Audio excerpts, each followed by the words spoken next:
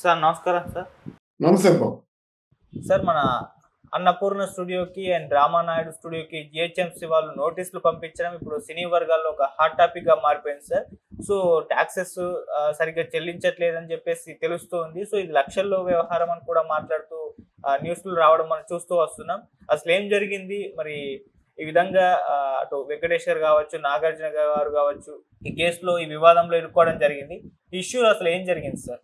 అంటే ఇక్కడ చాలా కాలం అయింది ఇష్యూ మరుగులు పడిపోయి ఇప్పుడు తవ్వి తీశారు. తీసి మాకు ఇంత ఇవ్వాలి, మీరు ఎంత ఇచ్చారు, దీనికి మీ సమాధానం, అదే కదా కావాల్సింది. అలాగే మన పద్మాలయ కూడా వాళ్ళు ఇవ్వాల్సింది ఏమిటి, ఇవ్వాల్సిన అమౌంట్ ఏమో వాళ్ళు చాలా సూక్ష్మంగా 7,000 రూపాయలు ఏదో చెల్లించి చేతులు దులుపుకున్నారు. ఇన్స్టెడ్ ఆఫ్ థౌజండ్స్, అది కూడా థౌజండ్స్ ఉంది. నాకు సరిగ్గా నాకు జ్ఞాపకం రావట్లేదు.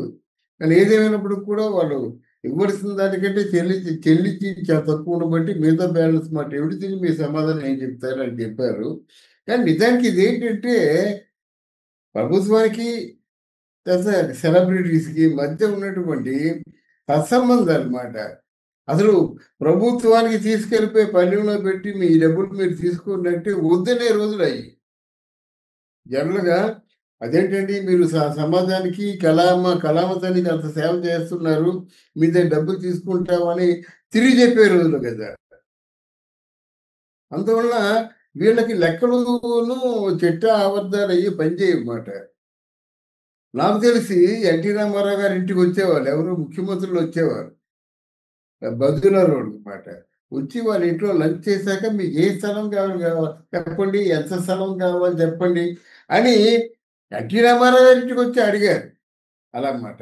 అప్పుడు నిజంగా వాళ్ళు స్వార్థం ఉన్నట్టయితే ఒక 100 ఎకరాలు కావాలని చెప్తారు కదా.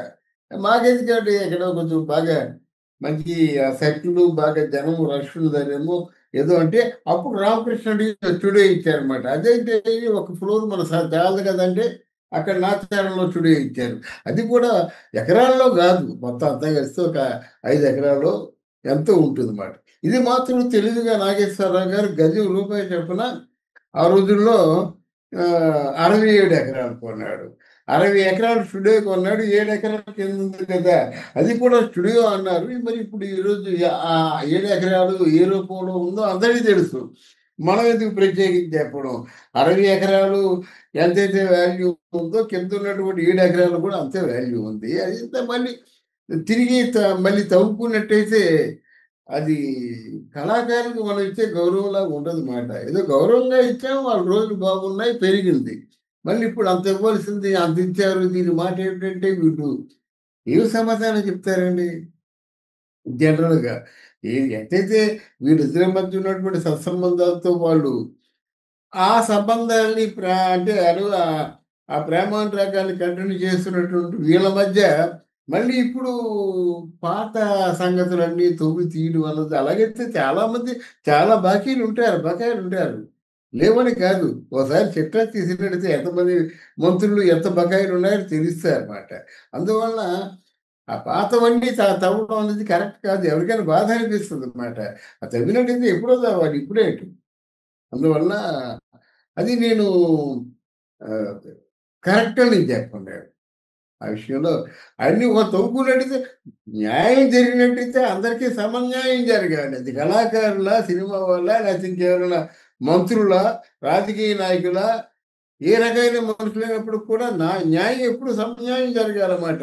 ఆ పూర్వం ఉన్నటువంటి లోపాలన్నీ కూడా ఎత్తి చూపించండి. ఒకరు కాదు, ఇద్దరు కాదు, అందరూ కట్టవలసిందే అని చెప్పండి. అది కొంత మేరకు బాగుంటుంది అన్నమాట. ఇప్పుడు హైదరా లాగా ఉంటే లాభం లేదు కదా. వాళ్ళ పరిధిలో ఉన్ని కొట్టేసి మిగతావన్నీ కొట్టడం మానేస్తే వాళ్ళకి ఎంత కొట్టు పండిందో ఈ విషయం స్టార్ట్ అయింది కనుక ఇలాంటి అంటే అలాగా అంటే కాలక్రమేణగా ఇది ఎలా కొనసాగుతూ పోయినట్టయితే జనంలో చాలా వ్యతిరేకత వస్తుంది. రేవంత్ రెడ్డికి ఎందుకు ఇట్లాంటి ఆలోచనలు వస్తున్నాయో నాకు తెలియదు, కానీ ఇది ప్రజా వ్యతిరేకమైన కార్యక్రమాల్లో ఇదొకటి. మరి దీన్ని ఇప్పుడు నాగార్జున గారు కావచ్చు, వెంకటేష్ గారు కావచ్చు ఎలా సార్ట్అవుట్ చేసుకుంటారు సార్? నాగార్జున ఏం చేశారండి? కన్వెన్షన్ కొట్టాడు, ఏం చేశాడు నాగార్జున? వెంకటేష్కి ఏమో అక్కడ స్టూడియో ఉందండి, వాళ్ళు ఆక్రమించుకున్న కోర్టులో ఉందండి అది. ఏం చేశారండి వాళ్ళు? అది స్వయానా రాజశేఖర రెడ్డి ఇచ్చినటువంటి స్థలం అక్కడ. అర్థమైందా? ఇక్కడ ఎన్ కన్వెన్షన్‌లోను వాళ్ళు ఆక్రమించుకున్నట్టు వాళ్ళు తెలిసి డెవలప్ చేసుకుందన్నమాట. చేసుకున్నట్టయితే కళ్ళ ముందు దాన్ని విధ్వంసం చేస్తుంటే, విధ్వంసం ఎందుకన్నానంటే అందమైన అంత బాగా కట్టడాన్ని కూలగొట్టడం విధ్వంసం అంటారన్నమాట. మనసు ఎలాగొచ్చిందో తెలీదు. దానికి నాగార్జున ఏం చేశాడు, తిన్నగా వెళ్ళి శాలువ, పూలదండ తీసుకెళ్ళి రేవంత్ రెడ్డికి శాలువ కప్పి పూలదండేశాడు. పూలదండేసినా మళ్ళీ దాని బహుమతిగా ఇది ఇస్తున్నాడు. అరే బాబు, మీరు ఇంత ఇవ్వాలి, ఇంత ఇచ్చారు, దీని మాట ఏమిటని అడిగాడు మాట. అలా కొనుక్కుంటారు, మనసులో ఏవో ఉంటాయి, అవి చేస్తుంటారు. అలాగే ఇప్పుడు వెంకటేష్ అయినా లేకపోతే ఆ వెంకటేష్ అన్నయ్య అయినా కొంచెం అగ్రెసివ్‌గానే వెంకటేష్ అన్నయ్యకి పోతాడు. ఎందుకంటే సురేష్ బాబు మాట వేరు. వెంకటేష్ కొంచెం ప్రేమ, అది కొంచెం ఎఫెక్షను, ఈ రూట్‌లో వెళ్తాడనమాట. అందుకనే సురేష్ బాబుని వెనకన పెట్టి వెంకటేష్ బాబుని ముందుకు తోసారన్నమాట. అది. ఏదైనప్పుడు కూడా మారరండి వాళ్ళు. ఒక నిర్ణయానికి వచ్చిన తర్వాత మారరు.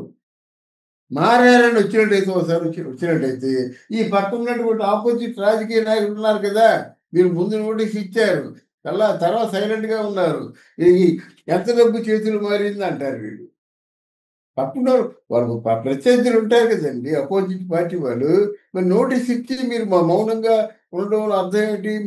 ఎంత డబ్బు చేతులు మారింది? ఈ ఏ శక్తి మీ చేత నోళ్ళు మూయించిందంటే వాళ్ళు అనవసరం లేనిపో తలకాయ నొప్పులు రాజకీయ నాయకుల నుంచి ఆ గొడవలు ఎదుర్కోవాలన్నమాట. గనక వాళ్ళ ఏదైతే అనుకున్నారో దాన్ని స్టిక్ అనేవి ఉండడమే మంచిది. Thank you so much. Thank you.